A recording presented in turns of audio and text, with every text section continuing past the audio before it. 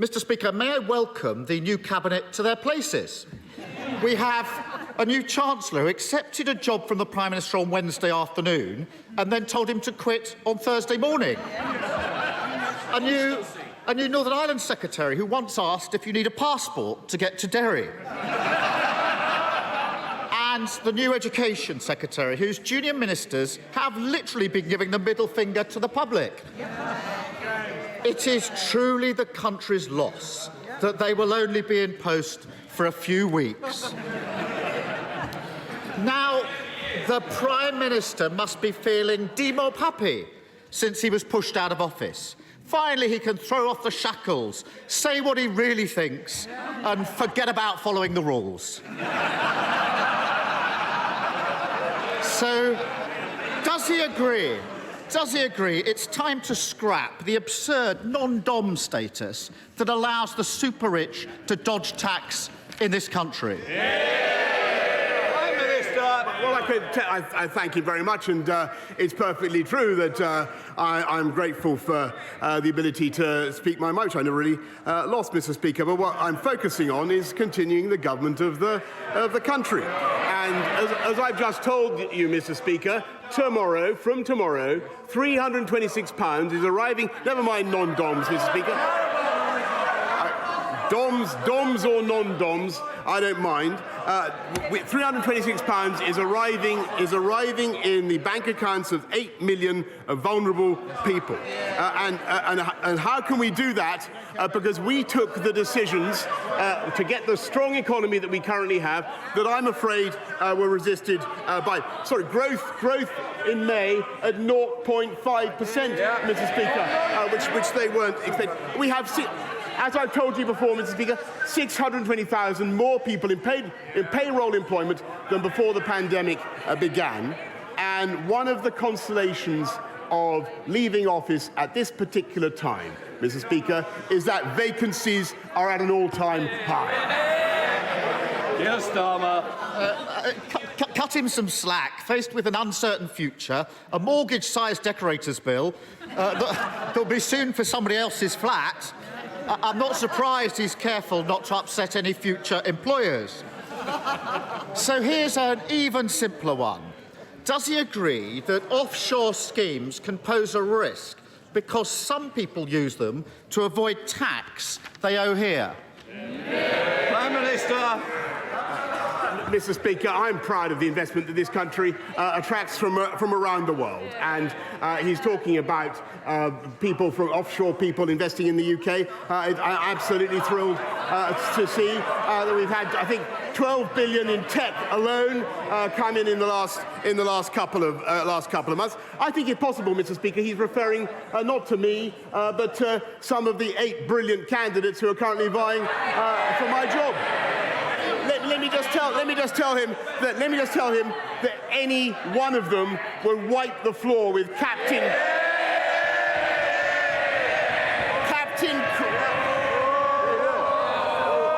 Wipe the floor. Can I just say the furniture has to be repaired? And one of the members already had one bill. I'm sure he doesn't want another. Prime Minister. Any one of them would wipe the floor with Captain Crasheroony's snooze fest, Mr. Speaker. And after a few weeks' time, that is exactly what they will do. They will unite around the winner and do just that. Keir Starmer. He's been saying all week that he wants revenge on those that have wronged him. Here's an idea, Prime Minister. If he really wants to hit them where it hurts, he should tighten the rules on tax avoidance. But at the very least, does he agree that anyone running to be Prime Minister should declare where they and their families have been domiciled for tax purposes and whether they've ever been a beneficiary of an offshore tax scheme?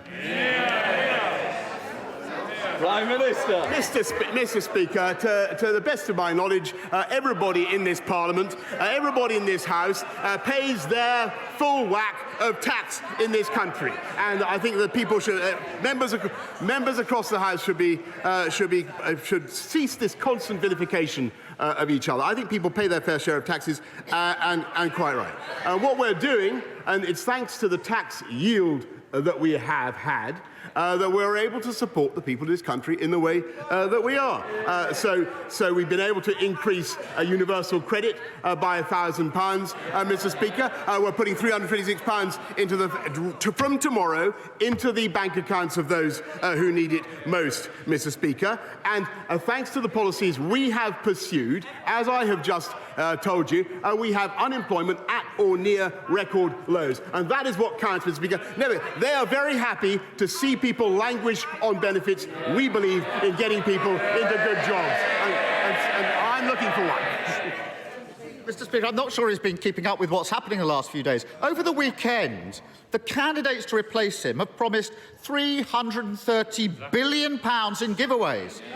That's roughly double the annual budget for the NHS.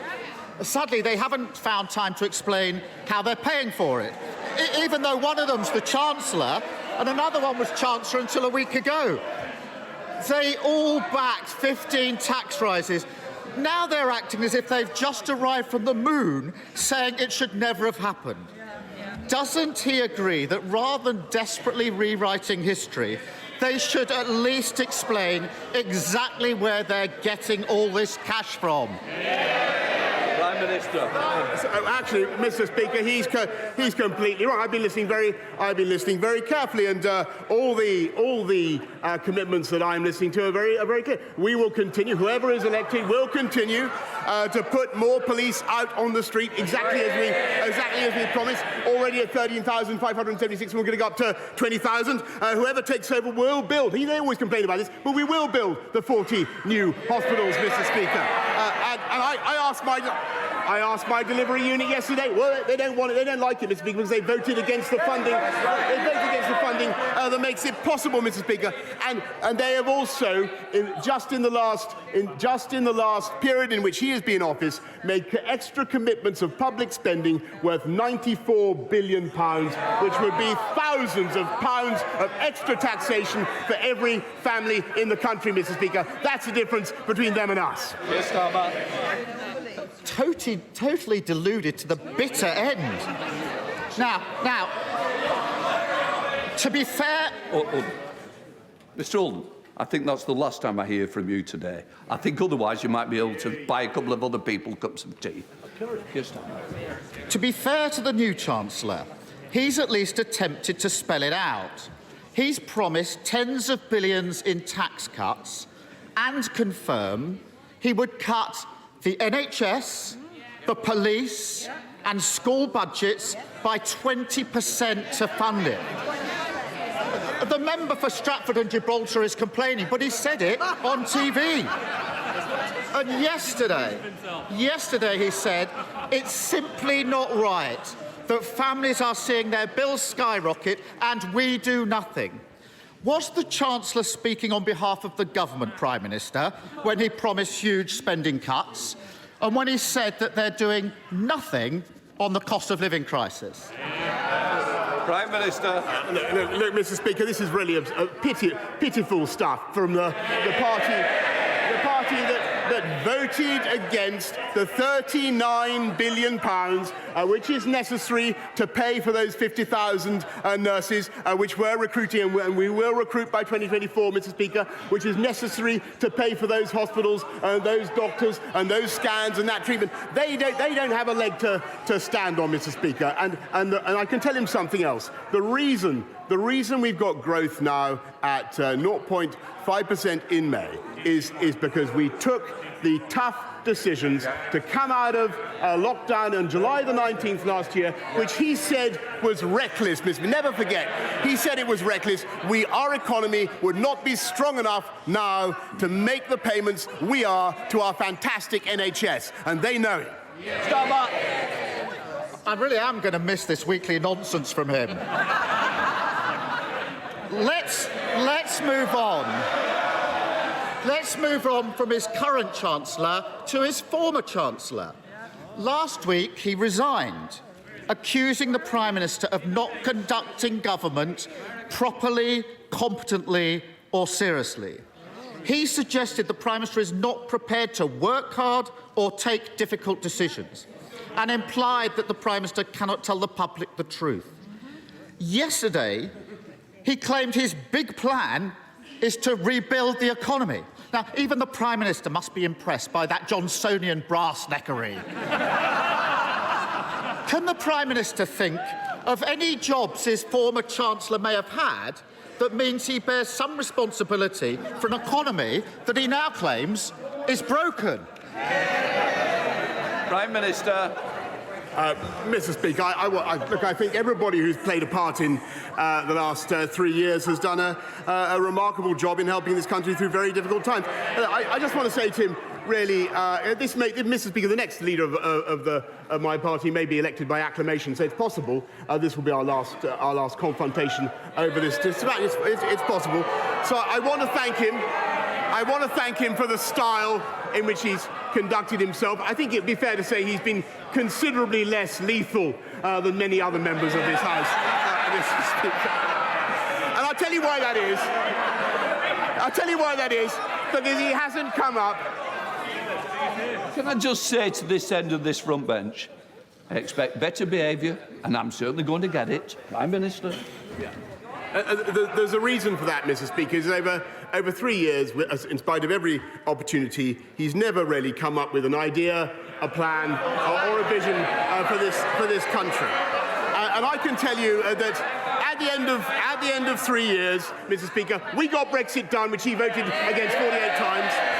We delivered the first vaccine in the world and rolled it out faster than any other European country, which would never be possible if it wasn't to him, Mr. Speaker. And we played a decisive role in helping to protect the people of Ukraine from the brutal invasion of Vladimir Putin and helped to save Ukraine, Mr. Speaker. And I'm proud to say that we are continuing, and every one of the 8 candidates will continue, with the biggest ever programme of infrastructure, skills and technology across this country to level up in a way that will benefit the constituents of every member of this House, Mr. Speaker.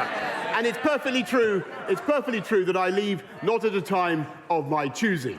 And it's absolutely true. But I am proud of the fantastic teamwork that has been involved in all of those projects, both nationally and internationally, Mr. Speaker. And I'm also proud of the leadership that I have given. And I will be leaving, Mr. Speaker. I will be leaving soon with my head held high.